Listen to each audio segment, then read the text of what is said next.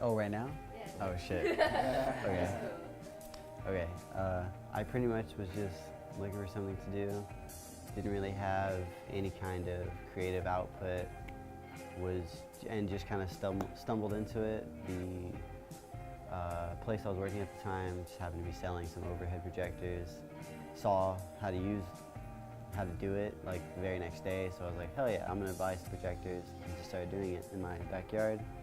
And knew some musician homies, particularly Andrew from Key Diego, and yeah, I just started working with them and getting shows and growing from there. Liquid light projection is when you take oil and water and you put it between two dishes on an overhead projector, and you squish it and move it around, and then it produces this colored lighting effect that you project onto walls, or in our case, bands and different musical acts. You need glass from the front of clocks that you can take off and you use as your base to put all your liquids in and stuff. The liquids are like water and different types of oil, when you can use food coloring to color everything.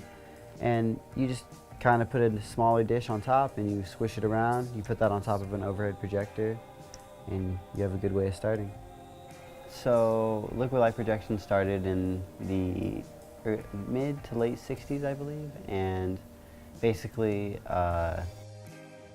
it started then really prevalent for psychedelic rock like the Grateful Dead and Jefferson Airplane, Pink Floyd and stuff. And so it got a lot really popular then. There was actually like a whole liquid, psychedelic light show, Union, I believe, up in San Francisco for a long time. And when the 80s came, it kind of died down because disco kind of took everything, and all these strobes and disco balls and stuff were the rage.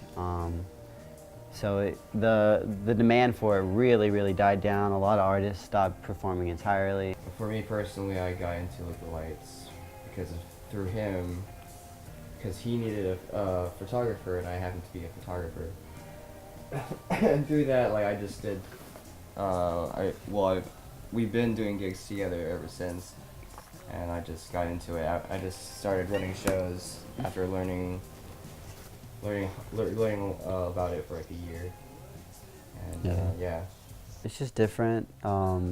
It's very hands-on. It's very in the moment. We do. It's live. Yeah. Like you can't really put down a painting. It's just you have to see it for yourself. Yeah, it's very in-person thing. You know, you can record it and take pictures of it, but there's nothing like being there and seeing it in person. The music keeps us going. Yeah, for sure. And the love for the music. Yeah, like it's our way of, these visuals is our way of just dancing with the music. Yeah. But with like your eyes, I guess. Yeah, Instead exactly. of us playing a dance floor, because we don't do that anymore. Yeah. It's like we're a part of the band. This is kind of like our contribution to their performance. Yeah, it's our performance as well. Yeah. More so recently, there's been a resurgence of it. Probably I would say the mid to late 90s, you saw a lot of light shows coming up and restarting and kind of bringing the light shows to the 21st century.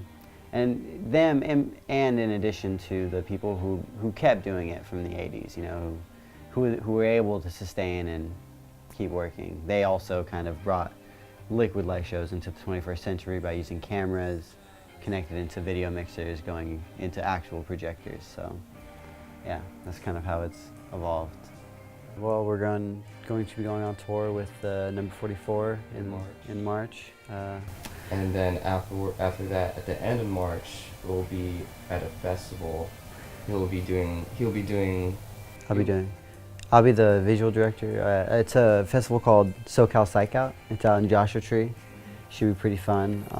Yeah, there's gonna be a load of visual artists there, a load of amazing IE and LA bands. I'll be covering it for media as well. Hey dog, how you doing? But yeah,